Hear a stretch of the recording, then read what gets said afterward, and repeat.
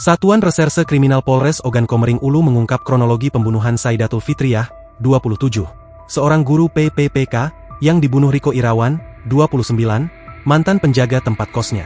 Peristiwa tragis ini terjadi pada Selasa, 18 November 2025, malam, ketika Riko yang tinggal di rumah mertuanya di Desa Sukapindah, Kecamatan Kedaton Peninjauan Raya, Kabupaten Oku, Sumatera Selatan, terlibat keributan dengan istrinya.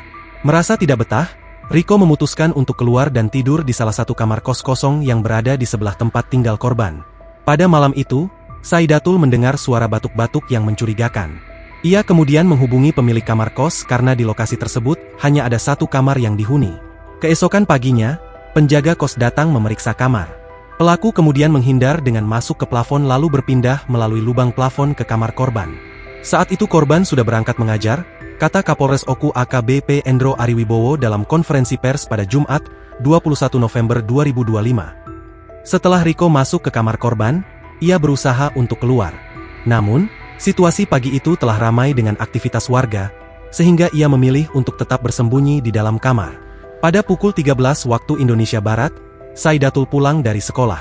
Saat membuka pintu, ia melihat Riko berada di bagian belakang kamar. Korban spontan berteriak maling, sehingga pelaku membungkam mulut korban dan mendorongnya ke kasur, jelas Endro. Korban yang berusaha melawan menyebabkan pelaku mengalami luka cakaran.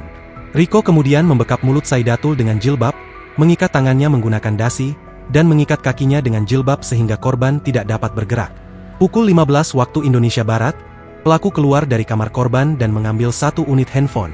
Ia kemudian melarikan diri dan bersembunyi di rumah orang tuanya di Desa Munggu, Kecamatan Muara Kuang, Kabupaten Ogan Ilir, ujar Kapolres. Jenazah Saidatul ditemukan oleh warga dalam kondisi terikat pada Rabu, 19 November 2025. Penemuan tersebut segera memicu penyelidikan polisi yang berhasil menangkap pelaku pada Jumat, 21 November 2025, dini hari di rumah orang tuanya. Kami menemukan handphone korban yang sempat diambil pelaku. Handphone itu disembunyikan pelaku di salah satu rumah kosong tak jauh dari lokasi kejadian, kata Endro.